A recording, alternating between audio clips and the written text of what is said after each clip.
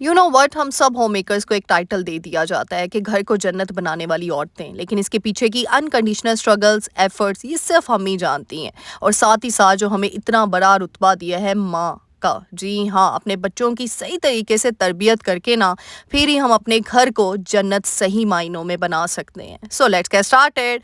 अस्सलाम वालेकुम everyone, welcome to home maker Palwasha. Hope you are doing good. अल्हम्दुलिल्लाह, I am also good. जी हाँ, आज के व्लॉग में शेयर करूंगी कि किस तरीके से सिर्फ होम मेकिंग एक होम मेकर के टाइटल के ऊपर नहीं बेस्ड होती, बल्कि उस होम मेकिंग के अंदर जो सबसे इंपॉर्टेंट टास्क होता है ना अपने घर को जन्नत बनाने के पीछे, वो है अपने बच्चों की सही से तरबियत करना। लेकिन साथ ही साथ हमने अपने घर की ऑर्गेनाइजेशन, क्लीनिनेस, मेंटेनेंस, सारी चीज़ों को भी लेकर चलना होता है। तो किस तरीके से जिनके बच्चे छोटे हैं या बड़े हैं, उन माओं को क्या करना चाहिए कि वो सारे काम टाइमली मैनेज कर लें और अपने घर को भी, अपने बच्चों को भी, अपने फैमिली मेम्बर्स को भी खुश रख सकें और ख़ुद भी खुश रह सकें।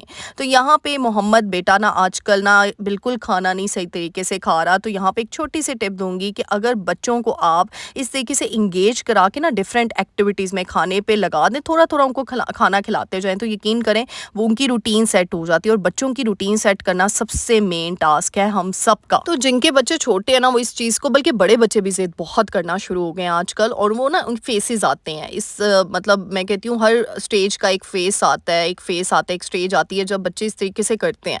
तो बच्चों को ना जो एक्टिविटीज़ पसंद है ना, जैसे उसको गैराज में जाना बहुत पसंद है ना मोहम्मद बेटा को, तो मैं उसको ले जाती हूँ, उसकी मैं वो कार भी ले आती हूँ बाहर, और ऐसे वो भागता रहता है। और आजकल उसने सिंक का टैप खोलना सीखा हुआ है, तो बड़ा मज़े से खोलता है। बट मैं साथ साथ उसको ये भी समझाने की कोशिश करती हूँ कि पानी का ज़्यादा भी नहीं करना, वेस्टेज ऑफ वाटर भी उसको समझाते हैं। लेकिन बच्चा बड़ा छोटा है, लेकिन आहिस्ता आहिस्ता उसके कान में जब ये चीज़ें डलना शुरू हो जाएंगी ना, तो ऑटोमेटिकली जो है ना उसको पता चलना शुरू हो जाएगा। जैसे जैसे ही वो टैप ओपन करता है ना, तो मैं साथ ही ओ माय गॉड इस तरह बोलती हूँ और अपने एक्सप्रेशन ना चेंज कर देती हूँ मुँह के, कि इसने बहुत ही बड़ा कुछ ना मतलब चेंज कर दिया है, कुछ बुरा काम किया, तो वो फ़ौरन से टैप सिंक का ना बंद कर देता है। तो इस तरीके से हमें ना थ्रू एक्सप्रेशन, जो छोटे बच्चे होते हैं, क्योंकि उनको तो नहीं पता कि वो क्या हम कह रहे हैं अच्छी बात है बुरी बात है, उनको नहीं। जैसे मेरा बच्चा भी 1.5 साल का है, तो इस तरीके से ना उसको छोटी छोटी चीज़ें ना मैं इस तरीके से उसको सिखा रही होती हूँ। अच्छा, साथ साथ घर की ऑर्गेनाइजेशन टिप्स भी बता रही हूँ आप लोगों को। जैसे अब मैंने साथ ही मोहम्मद के कपड़े कल धोए थे, तो मैंने उसको साथ ही ना फ़ौरन से प्रेस करके ना, जैसे ही कपड़े आप नीचे लेकर आओ ना, उसको फ़ौरन प्रेस कर दिया करो। यकीन जानो सिलवटें नहीं रहती और फ़ौरन से इस्त्री भी कम लगती है। जितनी बिजली के बिल आजकल आते हैं ना, उसी टाइम पे अगर आप फ़ौरन से, और कुछ कपड़े ऐसे होते हैं जिनको प्रेस करने की ज़रूरत ही नहीं होती, उनको अच्छे तरीके से फ़ोल्ड कर दो ना, हाथ प्रेस करके, हाथों की मदद से उसको प्रेस करके फ़ोल्ड कर लो, तो यकीन जाने बड़े अच्छे से रहते हैं। सेकंड टिप यहाँ तवे की देखिए। तवे पे अक्सर इस तरीके से ना मैं आलू बना कर देती हूँ अपने बेटे के लिए ना। तो चिप्स बनाते हैं कई लोग, फ्राइज़, लेकिन मैं वो दूसरे वाले आलू बनाती हूँ। तो फिर मैं क्या करती हूँ, इस तरीके से तवा गंदा हो जाता है, तो मैं कोई भी उसके ऊपर हार्श केमिकल या कुछ भी नहीं यूज़ करती।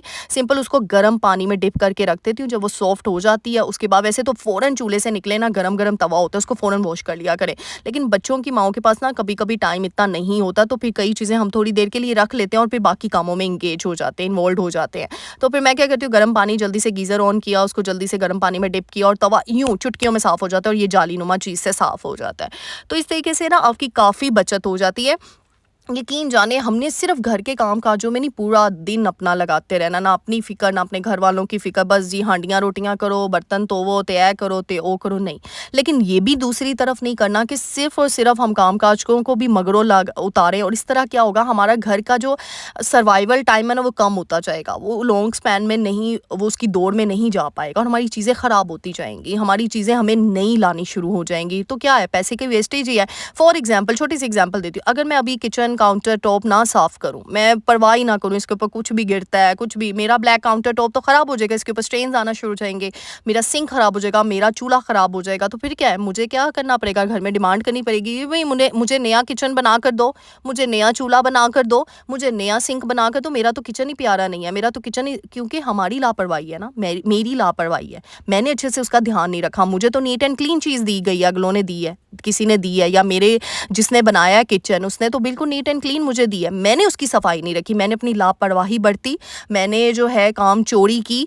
नो डाउट कभी दिल नहीं करता काम काम करने को, लेकिन फिर भी ना चीज़ों का ख्याल बहुत ज़रूरी होता है। अच्छा, यहाँ पे थर्ड टिप मेरी है, जैसे किचन में ना आजकल फिर गैस के रोले पड़ गए हैं हर जगह पे, हमारी तरफ तो पड़ गए हैं, तो मैं क्या करती हूँ, मेरे पास सिर्फ 2 घंटे होते हैं, इस 2 घंटे में मेरा पूरा पूरा मैंने अपना टाइम मतलब इसमें सेट किया होता है, फिक्स किया होता है। इसमें मैं सारी जितनी सब्जियाँ आती हैं उनको सारे धो के एक तरफ रख देती हूँ, बर्तन वॉश कर देती हूँ, साथ ही हांडी बना लेती हूँ, साथ ही अपनी दोपहर की रोटियाँ तैयार कर देती हूँ। तो मुझे नहीं होता कि चलो मैं हॉट पॉट यूज़ करती हूँ तो उसमें गर्म ही चीज़ें रहती हैं। अब मैं ये तो नहीं कि मैं बैठी रहूँ कि गैस नहीं आ रही, कोई नहीं मैं सिलेंडर ही पे बना लूँगी। नो डाउट आपने देखा है मेरे घर में सिलेंडर है।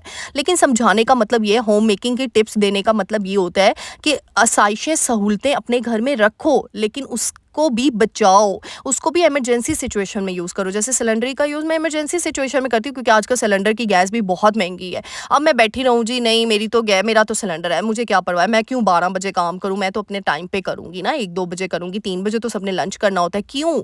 जब 12 बजे गैस आ गई है तो मेरा काम बनता है कि मैं सिलेंडर को बचाऊँ, उस गैस को मैं इमरजेंसी सिचुएशन में रखूँ बस। तो इससे क्या होगा, मेरे पैसे की तो बचत होगी। और अल्टीमेटली जब आप पैसे की बचत करते हो, ज़रूरी नहीं कि आपके पास पैसा नहीं, आप कंजूस हो, ये चीज़ें नहीं है। ये अल्लाह को बड़ी चीज़ें पसंद है, कफ़ायत शारी टिल द एंड हर चीज़ में आता है। उस पैसे को आप बहुत अच्छे तरीके से इस्तेमाल कर सकते हो अपने बच्चे की सही परवरिश करने में। कल को आपके बच्चे के लिए आप उसको सेविंग में लगा सकते हो। किसी ज़रूरतमंद को, वैसे तो हर अपने जब भी कोई सैलरी आए, जब भी कोई पैसे आपके पास जमा होना, उसमें से ज़रूरतमंदों का पैसा ज़रूर निकाला करें।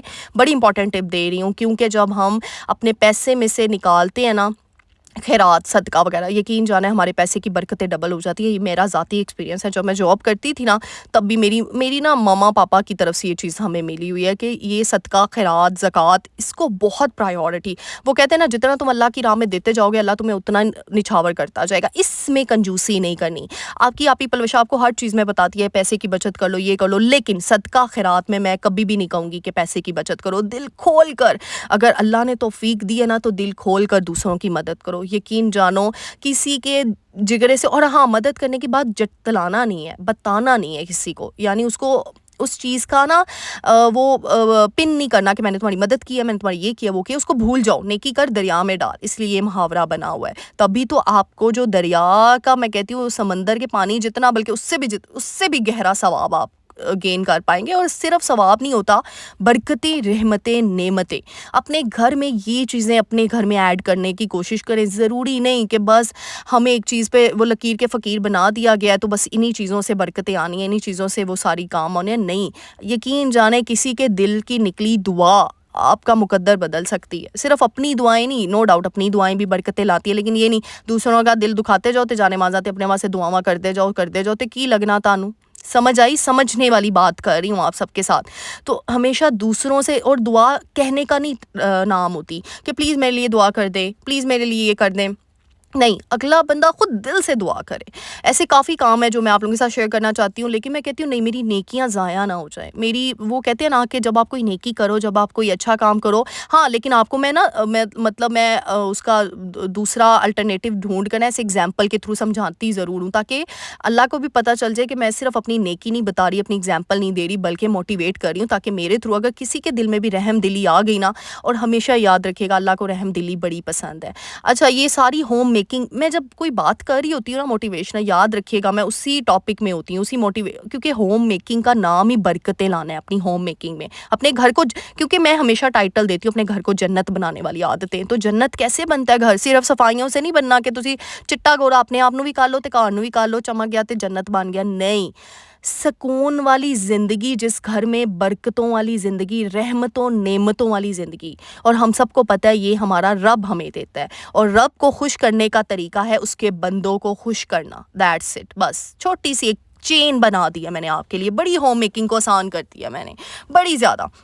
फिर ही आपका दिमाग एक्टिव होगा, आप अपने ट्रैक पे रहोगे। अच्छा, यहाँ पे साथ बता दूं, हरी मिर्चें देखें मैंने क्या की है।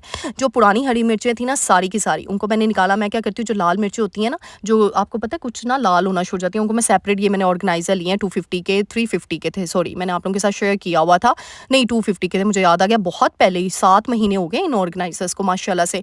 ये जो डिस्काउंट स्टोर्स होते हैं ना, इन पर आपको सस्ती चीज़ें मिल जाती हैं। इसके अंदर आप चीज़ें सेफ रखें। अपने हरा धनिया हो गया, अपनी हरी मिर्चें हो गया। हरा धनिया के लिए तो मैंने आपको ऑर्गेनाइजर बनाना सिखाया है, यकीन जाने उसमें इतना फ्रेश रहता है ना हरा धनिया। मैंने क्या किया, पुरानी हरी मिर्चों का पेस्ट बना दिया, क्योंकि वो मेरी ज़्यादा ख़राब हो रही थी, अब इतनी ज़्यादा आ गई थी, मैंने कहा क्या करूँ। अब जो नई आई थी उनको मैंने थोड़ी सी मैंने स्टोर कर लिया, क्योंकि कई सालन होते हैं जिसमें साबुत हरी मिर्चें चलती हैं, ठीक है। और जो पुरानी थी मैंने सारा पेस्ट बना के उनको रख लिया। तो ये चीज़ें होती हैं होम मेकिंग में, हमने चीज़ों को ख़राब नहीं करना। अभी मैं ये भी कर सकती थी, भई पुरानी तो ख़राब हो गई हैं, मैं अब इनका यूज़ ही नहीं करूँगी। मैंने कहा नहीं, पुरानियों का मैंने पेस्ट बना दिया, पेस्ट भी हम हांडी में, सालनों में, दालों में डाल सकते हैं, और बाकी मैंने सेव कर ली जो सही-सही थी, मोटी-मोटी वाली थी, अच्छी फ्रेश थी।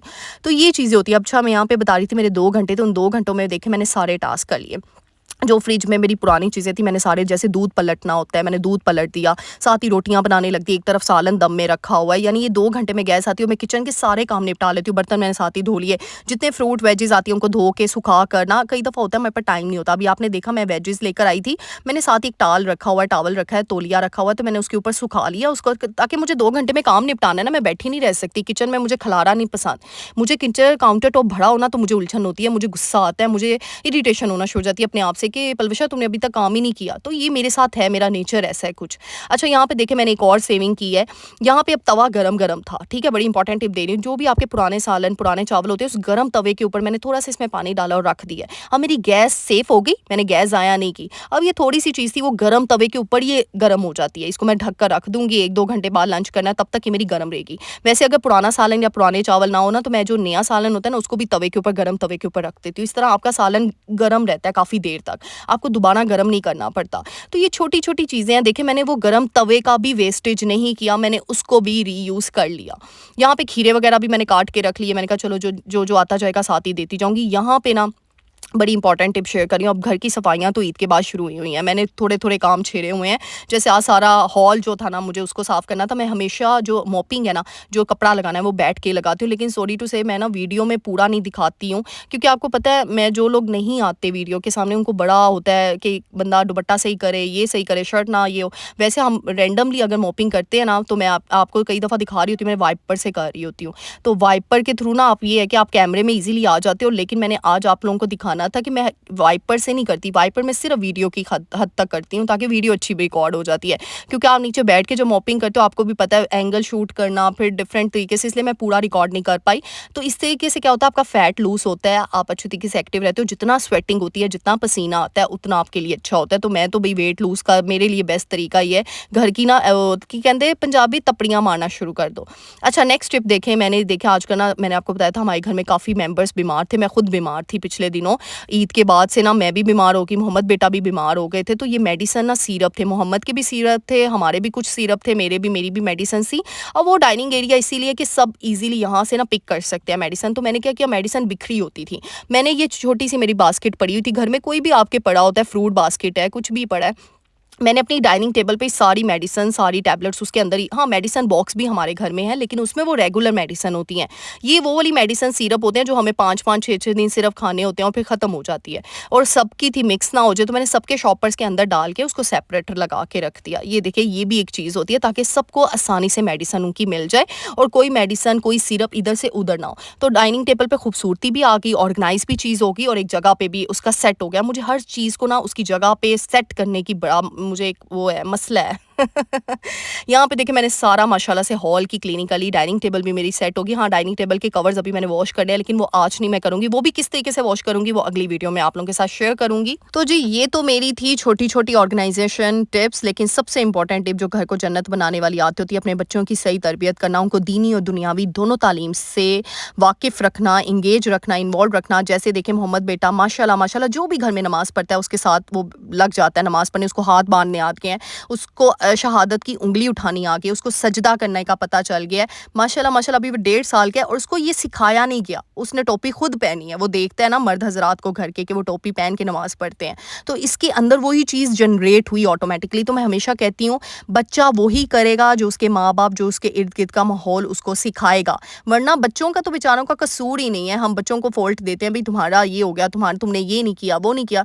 जब तक माँ बाप सही तरीके से तरबियत नहीं करेंगे बच्चों की, घर जन्नत कैसे बनेगा? तो बस उसको जहाँ मैं दीनी तालीम सिखा रही हूँ, वहीं दुनियावी तालीम भी बहुत ज़रूरी है। मैंने म्यूजिकल बुक उसको लेकर दी हुई है। तो ये छोटी छोटी चीज़ें हैं जो मैं आप लोगों को बस ये समझाने की कोशिश कर रही होती हूँ कि घर को असल में जन्नत बनाने का मकसद है या पर्पज़ है अपने बच्चों की अच्छे से तरबियत करना, कि कल को आने वाली बोले बेटों की कि किस शहजादी ने इसकी परवरिश की। तो बस मैं तो यही सोच रखती हूँ कि कल को आने वाली मुझे दुआएं दें, और आप सब भी मुझे अपनी दुआओं में याद रखिएगा। उम्मीद करती हूँ आज की वीडियो पसंद आई होगी। मेरे चैनल को लाइक शेयर सब्सक्राइब कर लीजिएगा। मिलते हैं नेक्स्ट वीडियो में। टिल देन, अल्लाह हाफिज़।